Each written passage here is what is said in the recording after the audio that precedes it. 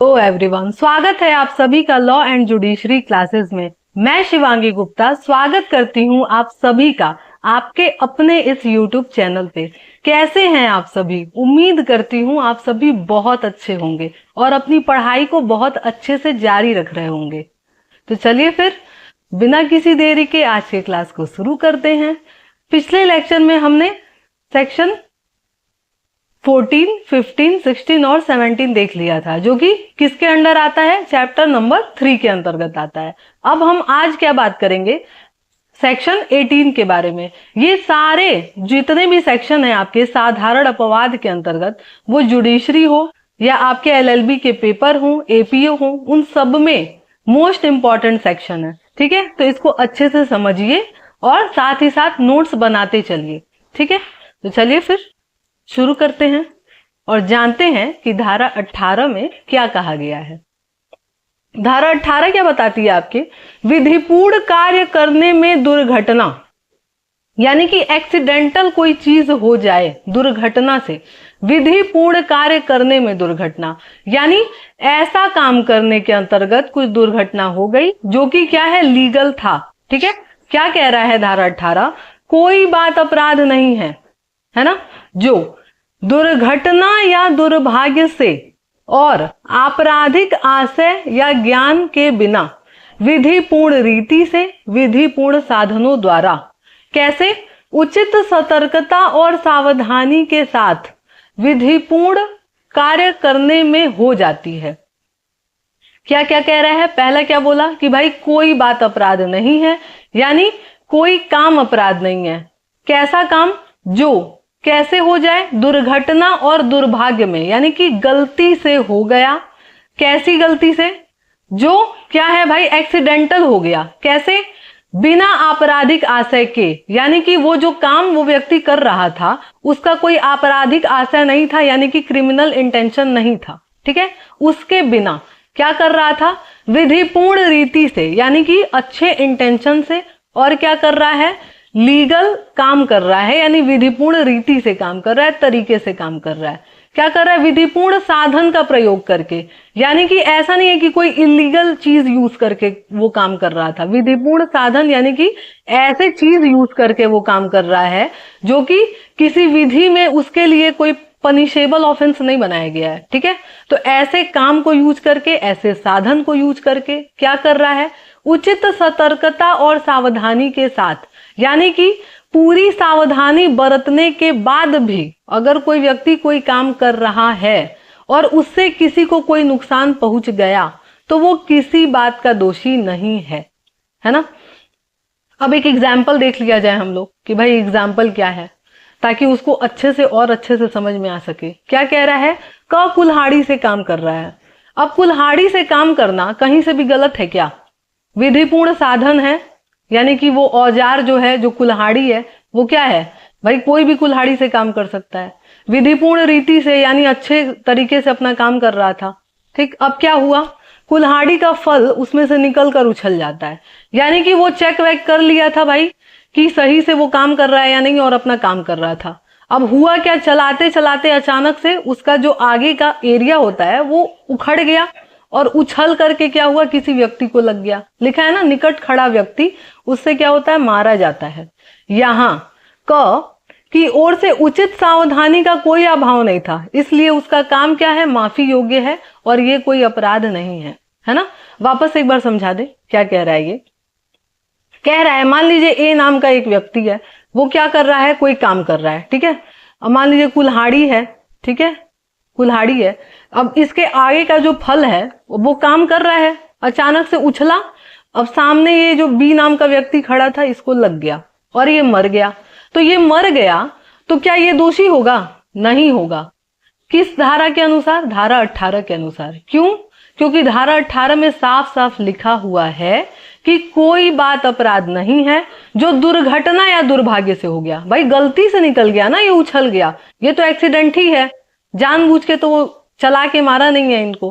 फिर क्या कह रहा है? आपराधिक आशय और ज्ञान के बिना, ये तो चुपचाप से बेचारा अपना काम कर रहा था, है ना, इसका कोई इंटेंशन तो था नहीं इनको मारने का। और विधिपूर्ण रीति से काम कर रहा है, यानी कि ऐसा नहीं है कि कुल्हाड़ी से काम नहीं करके बंदूक से काम कर रहे हैं और चला दिए, ऐसा तो है नहीं भाई। कुल्हाड़ी से काम करना कर सकता है, कोई भी व्यक्ति कर सकता है। और क्या कर रहा है, उचित सतर्कता और सावधानी के साथ कर रहा है। ठीक, तो अब आराम से काम कर रहा था, बावजूद इसके ये मर गए, तो वो किसी बात का दोषी नहीं है।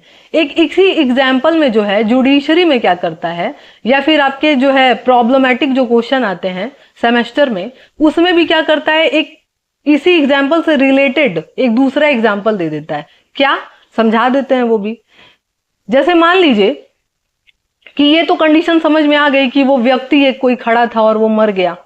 दूसरी कंडीशन क्या है, मान लीजिए सेम कि ये ए नाम का व्यक्ति है, कुल्हाड़ी से काम कर रहा है। ठीक है, अब कुल्हाड़ी से काम कर रहा है, मुझे कुल्हाड़ी बनाने नहीं आता है, जैसा बनाया है उसमें आप एडजस्ट कर लीजिए। ठीक है, तो कुल्हाड़ी से काम कर रहा है। ठीक, अब हुआ क्या कि वहां पे खूब सारे बच्चे खेल रहे हैं, खूब सारे बच्चे खेल रहे हैं।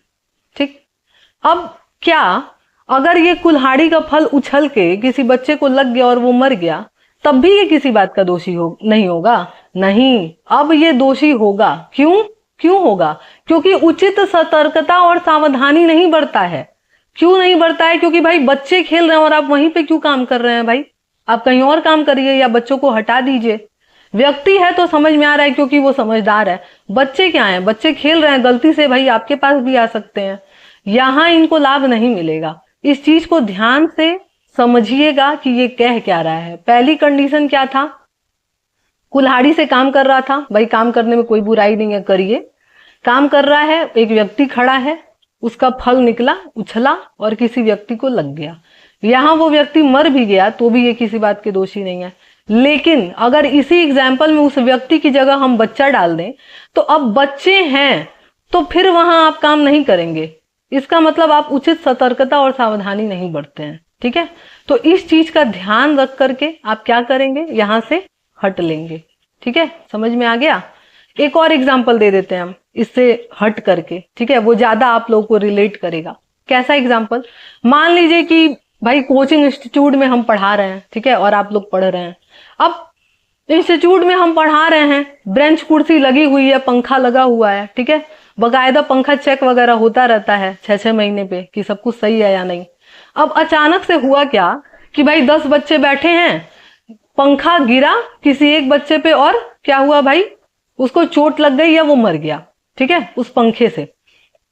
अब उस पंखे से मर गया तो क्या हम किसी बात के दोषी हैं? हम क्या कर रहे हैं भाई, विधिपूर्ण साधन का प्रयोग कर रहे हैं, है ना, कि भाई बेंच कुर्सी लगाना, पंखा लगाना कहीं से भी गलत है क्या? विधि विरुद्ध है? नहीं है। पढ़ाना विधि विरुद्ध है? नहीं है, है ना। कोई बच्चे पढ़ रहे हैं इकट्ठा होकर के, ये विधि विरुद्ध है? नहीं है, है ना। मेरा इंटेंशन ऐसा है क्या कि कोई पंखा गिरे और कोई बच्चा मर जाए? ये भी नहीं है ना। इंटेंशन भी नहीं है भाई। पंखा क्यों लगाया गया है कि भाई हवा लगेगा, सब अच्छे से पढ़ेंगे, गर्मी नहीं होगी, है ना। तो ये सारे जो भी चीजें हैं क्या विधि विरुद्ध हैं? नहीं है। बावजूद इसके फिर भी पंखा गिरा, कोई व्यक्ति मरा, तो अब किसी बात के दोषी नहीं होंगे। ठीक है, अब समझ में आ गया होगा कि धारा 18 क्या कहता है। चलिए फिर धारा 19 पे पूछते हैं हम लोग। अब धारा 19 क्या कहता है आपका? धारा 19 कह रहा है कि कई कार्य जिसे अपहानि कारित होना संभाव्य है, किंतु जो आपराधिक आशय के बिना और अन्य अपहानि के निवारण के लिए किया गया है। यहां पे हम लोग आवश्यकता का नियम पढ़ते हैं। ठीक है, आवश्यकता का नियम, आवश्यकता का नियम। अब ये आवश्यकता का नियम क्या है? ये कहता है कि बड़ी हानि से बचने के लिए छोटी हानि की जा सकती है। ठीक है, क्या कहता है ये कि बड़ी हानि से बचने के लिए, बड़ी हानि से बचने के लिए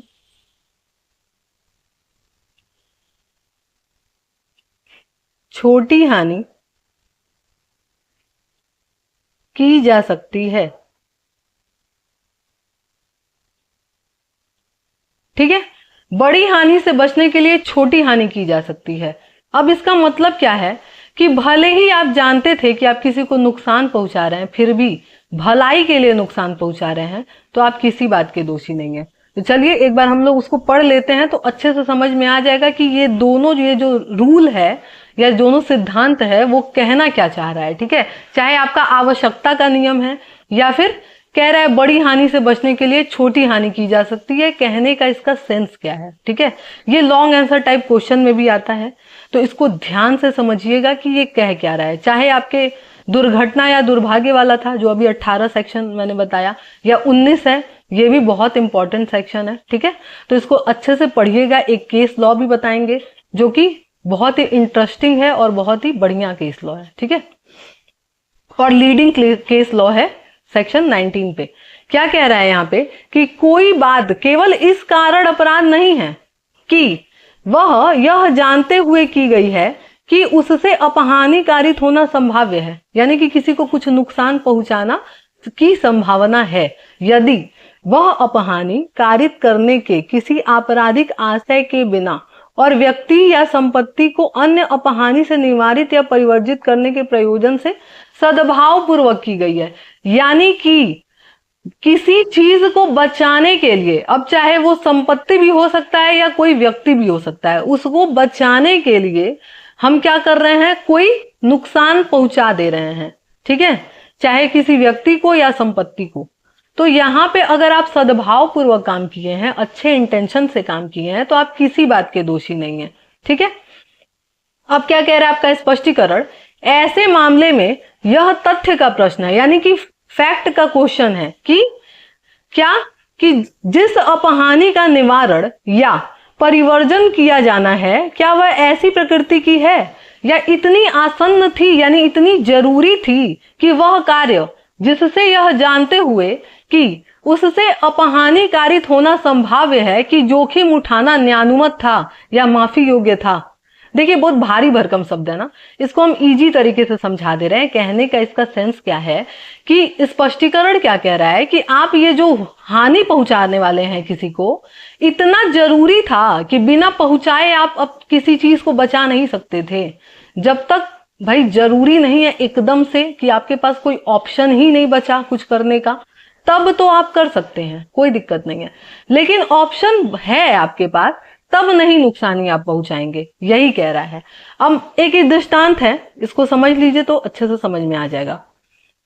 क्या कह रहा है कि एक जलयान का एक कप्तान है, अचानक से अपने को किसी ऐसी उपेक्षा या कसूर में पाता है। इसको इतना बड़ा पढ़ने की जरूरत नहीं है, आप लोग एक बार बेयर एक्स से पढ़ लीजिएगा। हम इसको सिंपल भाषा में समझा दे रहे हैं कि ये कह क्या रहा है। ठीक है, क्या कह रहा है ये कि मान लीजिए ए नाम का एक कप्तान है जो कि क्या कर रहा है, एक बोट चला रहा है। ठीक है, एक नाव चला रहा है जो कि हजारों लोग हैं उसमें। ठीक, अब ये हजारों लोग जो हैं वो अपना बोट चला रहा है, लेकिन चलाते समय वो ऐसी स्थिति में आ गया है कि अगर वो उसको सीधा ले गया तो ये हजारों लोग और साथ में ये भी मरेंगे। लेकिन अगर ये थोड़ा सा मोड़ ले अपना जहाज तो ये हजारों लोग बच सकते हैं, लेकिन एक छोटी सी जो नाव है जिसमें 3 या 4 लोग हैं वो मर सकते हैं। ठीक है, ऐसी संभावना है कि वो डूब सकता है।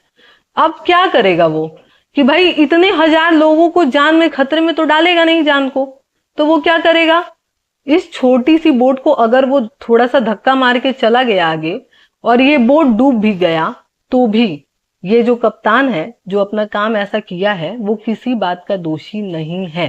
ठीक है, किसी बात का दोषी यहां पे नहीं होगा। ठीक है, क्लियर हुआ। चलिए अब जो है इसका नेक्स्ट एक एग्जाम्पल हम लोग देख लेते हैं। एक नेक्स्ट एग्जाम्पल है इसका, क्या है, क्या कह रहा है कि एक बड़े अग्निकांड के समय आग को फैलाने से रोकने के लिए घर को गिरा देता है। इसको भी हम सिंपल भाषा में समझा दे कि ये कह क्या रहा है कि मान लीजिए कि भाई घर हैं खूब सारे। ठीक है, लाइन से घर हैं, 3-4 घर हैं, 3 खूब सारे। अब क्या हुआ कि इस घर में लग गई आग। ठीक है, इस घर में लग गई आग। अब अगर एक व्यक्ति ने देखा कि भाई इस घर में आग लग गई है, वो क्या करता है, इस घर को गिरा देता है। क्यों गिराया, ताकि इससे इसमें ना पहुंच जाए, इससे इसमें ना और इससे इसमें ना, पता चलेगा सब घर जल गया। तो वो बचाने के लिए बाकी घरों को क्या करता है, इसमें आग, इसको गिरा दिया। तो अब गिरा दिया तो वो किसी बात का दोषी नहीं है। क्यों नहीं है, सद्भाव से काम किया है, पहली चीज। दूसरी चीज कि भाई बाकी घर बचाने के लिए किया है, उसका कोई उसमें कोई लाभ वाभ नहीं था, तो वो किसी बात का दोषी नहीं है। ठीक है, क्लियर। क्या कह रहा है कि भाई बड़े से अग्निकांड के समय आग को फैलने से रोकने के लिए घर को गिरा दिया। ठीक है, कि भाई घर को गिरा दिया तो वो किसी बात का दोषी नहीं होगा। यहाँ उसको धारा 19 का लाभ मिलेगा। क्यों? क्योंकि आवश्यकता का नियम यही है कि बड़ी हानि से बचाने के लिए छोटी हानि की जा सकती है। कि भाई 4 घर जलेंगे, इससे अच्छा एक को गिरा दो। ठीक है, समझ में आया। अब एक केस है इस पे। ठीक है, एक केस है आपका डंडले वर्सेस स्टीफेन का केस है। ठीक है, डडले वर्सेस स्टीफेन। लिखिए, queen versus Dudley and Stephen. अब ये केस जो है बहुत इंटरेस्टिंग है। और इसमें हुआ क्या था कि भाई नाव में सारे लोग एक जगह बैठते हैं और किसी अज्ञात टापू पे, टापू मतलब आइलैंड पे, ठीक है, आइलैंड तो समझ में आता होगा, द्वीप पे, तो वो कहाँ क्या करते हैं भाई, वहां पहुंच जाते हैं।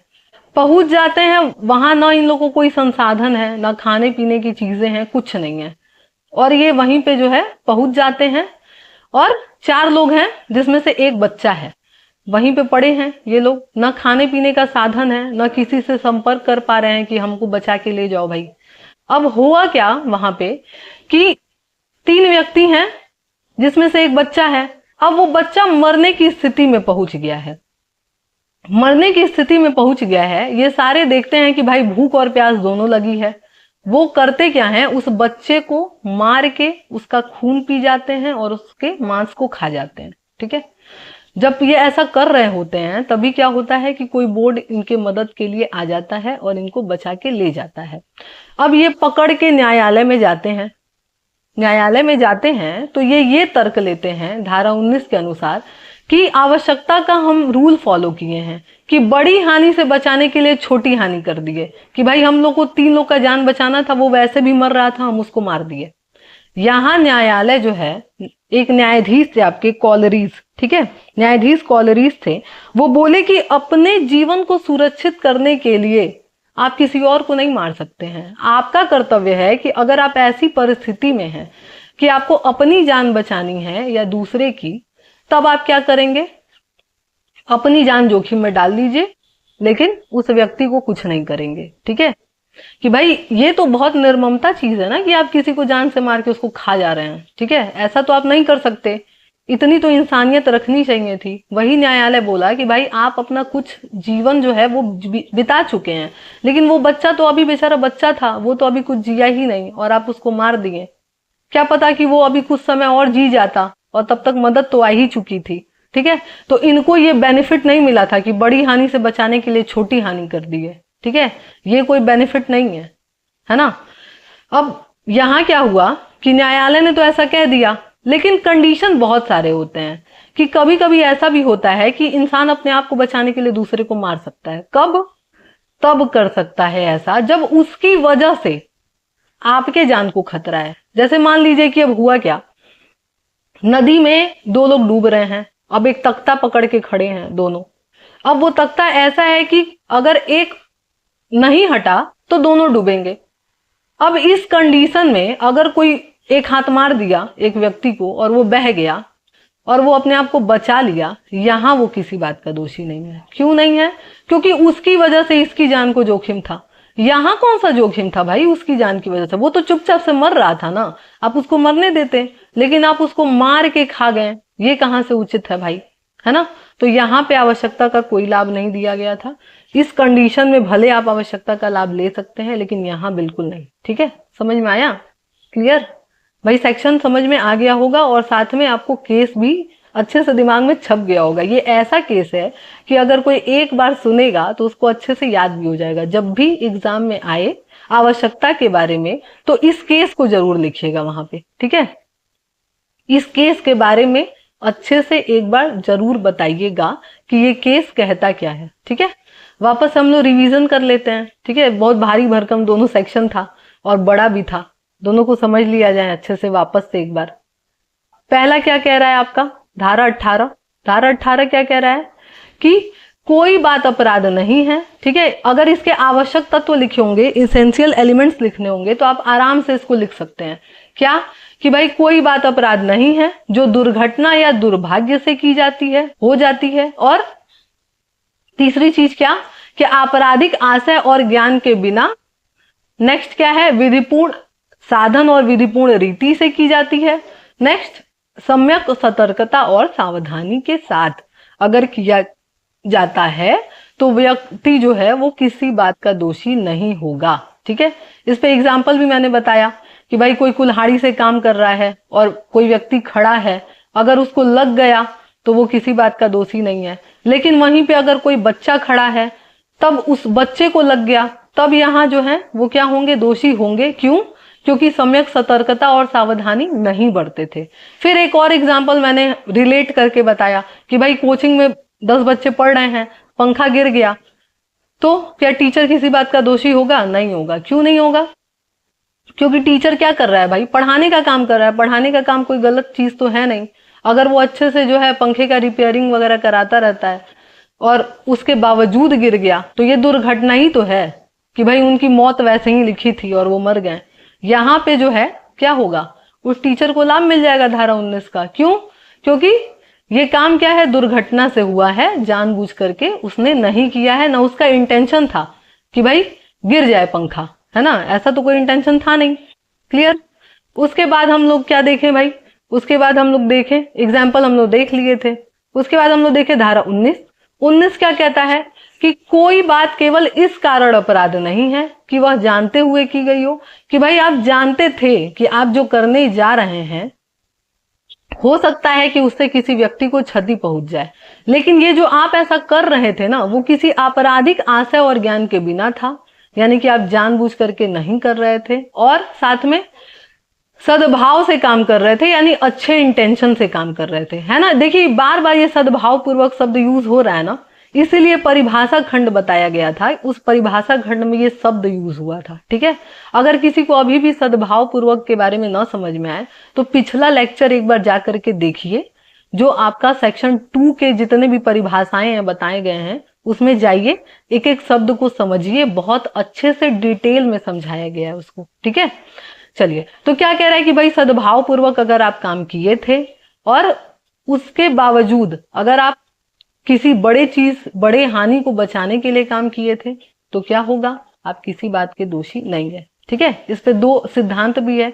आवश्यकता का नियम, देखिए जरूरी नहीं है कि धारा 19 आपको डायरेक्ट पूछ दे, कह देगा आवश्यकता का नियम क्या है, या पूछ देगा कि आप क्या इस बात से सहमत हैं कि बड़ी हानि से बचने के लिए छोटी हानि की जा सकती है। ठीक है, तो जैसा भी क्वेश्चन हो समझ जाइएगा कि धारा 19 के बारे में बात कर रहा है। ठीक है, तो क्या कह रहा है भाई कि भाई अगर जो है आप क्या कर रहे हैं कि किसी हानि या किसी नुकसानी को रोकने के लिए किसी संपत्ति या व्यक्ति को कोई नुकसान पहुंचा रहे हैं, किसी व्यक्ति और संपत्ति को बचाने के लिए, तो आप किसी बात के दोषी नहीं हैं। ठीक है, और ये जो है तथ्य का प्रश्न है, यानी कि फैक्ट का प्रश्न है, यानी क्वेश्चन ऑफ फैक्ट है कि भाई आप जो है ऐसा कोई काम कर रहे हैं, ये हर केस के तथ्य और परिस्थिति पर निर्भर करेगा। ऐसा नहीं है कि कुछ कह दिया गया वही चलेगा, हर केस के तथ्य और परिस्थिति पर निर्भर करेगा कि कैसा उस समय सिचुएशन था, वो न्यायालय देखेगा, रीड करेगा और उस अनुसार समझेगा कि हाँ ठीक है, ऐसी परिस्थिति थी, लाभ देना चाहिए या नहीं देना चाहिए। ठीक है, और एक चीज मैंने बताया कल के क्लास में भी कि भाई सबूत का भार यानी बर्डन ऑफ प्रूफ किसके ऊपर रहेगा, जो इस चीज का लाभ लेगा उसी के ऊपर रहेगा। क्लियर? उसके बाद हम लोगों ने क्या किया भाई, 2 दृष्टांत देखा। पहला दृष्टांत क्या कहता है, दृष्टांत मतलब होता है एग्जाम्पल। ठीक है, कि ऊपर जो बात कही गई है उसको एक्सप्लेन कर रहा है, समझा रहा है। ठीक है, दृष्टांत के माध्यम से क्या कह रहा था पहला बोला कि भाई एक जहाज का कप्तान है, वो अपना जहाज चुपचाप से चला रहा था अच्छे तरीके से, कोई गलती वलती नहीं किया था, बावजूद इसके ऐसे सिचुएशन में आ गया वो कि अगर वो सीधा ले गया उस जहाज को तो क्या होगा, हजारों लोग मर जाएंगे उस जहाज में और वो इटसेल्फ मर जाएगा। लेकिन अगर वो थोड़ा सा मुड़ा लिया अपने जहाज को, तो बगल में जो जहाज है जिसमें 2-3 लोग हैं, केवल उनको हो सकता है कि नुकसान पहुंचे। तो अब इस कंडीशन में वो बिना किसी आपराधिक आशय के अगर उन लोगों को बचाने के लिए उस जहाज को मोड़ भी देता है और वो व्यक्ति भले ही डूब के मर जाए, ये किसी बात के दोषी नहीं है। क्यों नहीं है? यहाँ पे आवश्यकता का नियम अप्लाई होता है और ये भी सिद्धांत अप्लाई होता है कि बड़ी हानि से बचाने के लिए छोटी हानि की जा सकती है। कि भाई 10,000 मान लीजिए लोग हैं वहां पे और वहां 2-4 ही लोग हैं, तो आप 10,000 लोगों को बचाएंगे या 2-4 लोग को बचाएंगे, है ना? तो यहाँ पे ये सिद्धांत अप्लाई हो जाता है। ठीक है, फिर दूसरा एग्जाम्पल हम लोग क्या देखें कि भाई ख एग्जाम्पल यानी कि एग्जाम्पल नंबर बी क्या कह रहा है कि ए जो है एक बड़े अग्निकांड के समय आग से फैलने से रोकने के लिए, यानी कि आग फैल रहा था उसको रोकने के लिए क्या किया कि भाई खूब सारे घर थे, जल रहे थे और एक के बाद एक घर जलते जा रहा था। वो क्या किया, बीच का घर तोड़ दिया, उड़ा दिया कि आगे आग ना फैल जाए। अगर वो ऐसा कर भी दे रहा है तो वो किसी बात का दोषी नहीं होगा। क्यों नहीं होगा? क्योंकि वो क्या किया है भाई, बड़ी हानि से बचाने के लिए छोटा हानि कर दिया है। भाई सारा घर जल जाता, इससे अच्छा वो क्या किया, बीच का घर उड़ा दिया। ठीक है, समझ में आया?